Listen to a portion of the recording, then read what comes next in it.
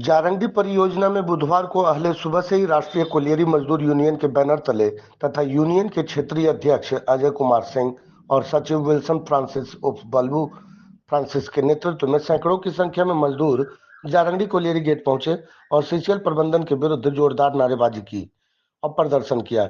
मौके पर यूनियन नेताओं ने बताया कि जारंगी आउटसोर्सिंग कंपनी एनईपीएल बिना कोई कारण बताए 136 मजदूरों को काम से मुफ्त हटा दिया तथा श्रमिक नेताओं ने कहा कि एक और सीसीएल लगातार मुनाफा कमा रही है और दूसरी तरफ मजदूरों की सुविधा में कटौती कर रहा है।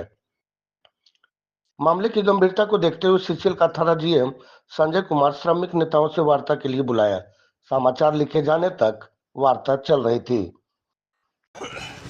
और यहाँ हम लोग लगभग 136 आदमी थे, उसमें से 14 को टिपर ड्राइवर को रखा गया, बाद बाकी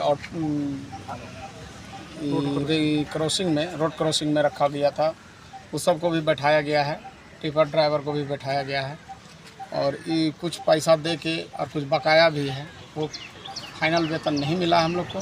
बकाया क्या कंपनी पास आप क्या है क्या? हाँ, कंपनी कितने महीने का बकाया आपके?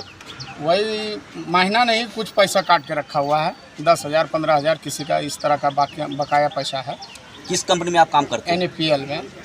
और हम लोग को अभी तक बिना रेजिग्नेशन के बैठाया गया है, कोई लेटर नहीं मिला है और बैठा दिया गया है। तो आप लोग को मांग क्या है? मांग का है कि हम लोग को फिर वर्क में अपना वापस किया जाए और हम लोग ड्यूटी करेंगे अपना। तो कंपनी तरफ से कोई वार्ता करने के लिए आप लोग कोई नहीं, अभी तक कोई संपर्क में आया है? अभी फिलहाल कोई नहीं आया? कोई नहीं आया, जिसके चलते हम लोग। तो ये बंदी आप लोग कब तक लेके चलिएगा? जब तक हम लोग को रखेगा नहीं तब तक बंदी रखेंगे। हम लोगों का इस संदर्भ में क्षेत्रीय स्तर पर वार्ता हुई थी और वार्ता के आलोक में क्षेत्रीय प्रबंधन हम लोगों को मिनट्स भी दिया था कि बिना कोई कारण किसी भी कर्मचारियों का स्थानांतरण जारंगी परियोजना से नहीं होगा, लेकिन उसके बावजूद प्रबंधन की कथनी और करने में अंतर है और जिसका हम लोग जोरदार विरोध आज से ही शुरू किए हैं और आने वाले दिनों में भी हम लोग जब भी मजदूरों का शोषण होगा हमेशा हम लोग संघर्ष के लिए तैयार हैं। दूसरी ओर आपका ध्यान आकर्षण आपके चैनल के माध्यम से इस रूप में कराना चाहेंगे कि चूँकि पहले देश की जो हालात और परिस्थिति थी, पब्लिक सेक्टर में जो भी चीज़ें थी वो सब का निजीकरण था, इंदिरा जी ने उसको राष्ट्रीयकरण की। आज पुनः वो दौर आ चुका है कि राष्ट्रीयकरण से निजीकरण की ओर हम लोग जा रहे हैं। निजीकरण में जो हमारे मजदूर साथी कार्यरत होंगे उनको 8 घंटा की जगह पे 12 घंटा कार्य करना होगा, 14 घंटा कार्य करना होगा। उनका परिश्रम जो है, जो हमारे परमानेंट मजदूर हैं उनसे उनको काफ़ी कम वेतन देकर काम करवाया जा रहा है। हम लोग का भी मांग है कि समान काम का समान वेतन देना होगा और जहाँ तक लगातार उत्पादन में हिफाजा होता जा रहा है वहीं मजदूरों की सुविधा में कटौती होती जा रही है। हम बताना चाहेंगे कि आज आप जरंडी अस्पताल को देख ले, करीब करीब बंदी के कगार पे है। आरआर शॉप का जो डिस्पेंसरी था उसकी बदहाली स्थिति सामने बयां कर रही है। रेलवे कॉलोनी में डिस्पेंसरी था, बंद हो गया। बांध कॉलोनी में डिस्पेंसरी था, बंद हो गया।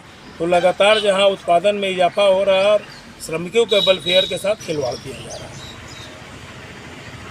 है। मेन मुद्दा है कि जो एनईपीएल द्वारा बिना कारण बताए 136 कर्मचारियों को बैठा दिया गया, ये हम लोग का मुख्य मुद्दा है।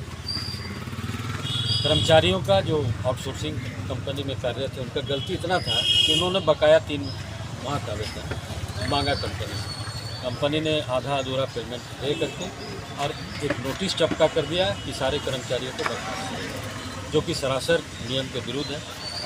आपको ये बताना चाहिए कि कौन कर्मचारी अक्षम है, कौन कर्मचारी को आपने पहले नोटिस दिया कि आप काम नहीं ठीक से कर रहे हैं। अचानक जो है ये तुगलकी फरमान जारी कर देना है, कहीं ना कहीं एनईपीएल कंपनी का ये मानसिकता पता चलता है, जिसको हम लोग बर्दाश्त नहीं करेंगे। हमारा ये मांग है कि जितने भी बर्खास्त कर्मचारी हैं उनको फिर से रखा जाए, उनका आई कार्ड इशू किया जाए, उनको अपॉइंटमेंट लेटर दिया जाए। अभी आप अंदर जाइए, एक आदमी को चेक करके देखिए, किसी का आई कार्ड नहीं दिया हुआ, कोई मशीन इसका काम करने लायक नहीं है, सुरक्षा में काम हो रहा है। तो ये कहीं ना कहीं सीसीएल का भी इसमें प्रबंधन की मिलीभगत है, जो इसको छूट दिए हुए हैं। यहाँ सेफ्टी अफसर हैं और लोग भी हैं, जिस संबंधित अधिकारी हैं जो इनको निगरानी कर सकते हैं, लेकिन इन्होंने आज तक ये काम नहीं किया, जिसका नतीजा है कि कंपनी जैसे तैसे काम चला रहा है।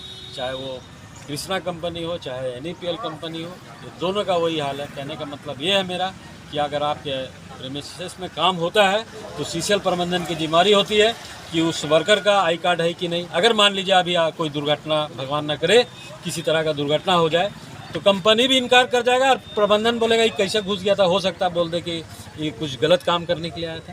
तो ये सारी बातें हैं, बुनियादी सुविधा उनको दी जाए। और जो अस्पताल है यहाँ पे, आज बताइए अगर किसी तरह का घटना दुर्घटना हो जाए, जरंडी अस्पताल जाइएगा, डॉक्टर स्लिप में लिखेगा, उसको सुई देने के लिए भी नर्स नहीं। क्या उसमें केवल सीसीएल वर्कर जाते हैं? नहीं, सारे लोग यहाँ का पूरे दो पंचायत का आबादी है वहाँ जाता है, लेकिन वहाँ नर्स की सुविधा नहीं है। उसके साथ सीसीएल कर्मी को, जो अभी एक हम लोग पिछले दिनों 26 तारीख को बात हुई थी प्रबंधन के साथ कि किसी भी कर्मचारी का यहाँ से तबादला नहीं किया जाएगा, लेकिन इन्होंने अभी कुछ दिन पहले तबादला आदेश निकाला, जो हम लोग के साथ एक छलावा है। लेकिन हम लोग का मुख्य मुद्दा है एडीपीएल के कर्मचारियों को जो बर्खास्त किया गया है तो पुनः बहाली किया जाए और उनका जो सुख सुविधा है, आई कार्ड से लेकर के अपॉइंटमेंट लेटर और उन्हें जो सुविधा मिलना है वो सारा सुविधा दिया जाए। ये हम लोग का मुख्य